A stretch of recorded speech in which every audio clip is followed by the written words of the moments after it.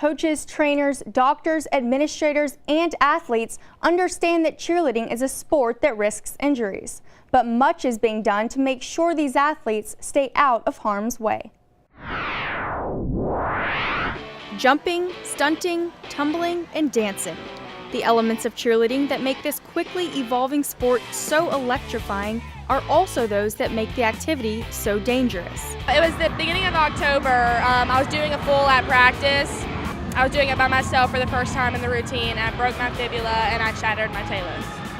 A recent study by the Journal of Pediatrics found that cheerleading is the most catastrophic sport for female athletes. This is a reality the Georgia High School Association is not taking lightly. I think the number one step that we have to make is to train our coaches. Then it's the job of all of us, from the judges and the officials to the Georgia High School Association, to make sure that we enforce those rules. Safety judges present at all competitions ensure that squads strictly follow safety protocol. Mainly, we are here to make sure the teams are completing their routine safely, and if not, we make them aware of it so that they are able to go back and fix it, because we want to err on the side of the athlete, make sure that they complete everything as safe as possible. On-site athletic trainers immediately tend to medical concerns of all kinds. The biggest thing we have to watch out for is, especially because it's finals, mostly overthrowing their tumbles and spraining their ankles or messing up their knees. The time allotted to cheerleading routines may be short, but the skills performed in those 2 minutes and 30 seconds are extremely risky and complex. Now, the high stakes at competitions like the state finals pose great risk for injury because of how intensely the girls are performing.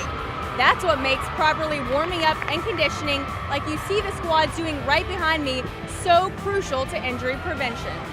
Coaches play a vital role in implementing proper training technique and keeping parents informed of the risks. I have parent meetings all the time. I explain to them all the precautions you need to take and all the risks. I even have research that's been printed and I hand them a copy of it. That's the very first meeting before they sign up for cheerleading, and they are fully aware. While cheerleading provides athletes with a fun platform on which to build athleticism, leadership, and self-confidence, in the end, it's safety first. Cheerleading is important, but not over your well-being. And Grace, the cheerleaders' health and well-being really is priority number one for the GHSA. It sure is. I spoke with many coaches at the state championships, and they told me they're not only relaying the information and protocol surrounding safety to these cheerleaders, but the squads are really beginning to understand how important that safety is within their warm-ups, their conditioning, and the routines.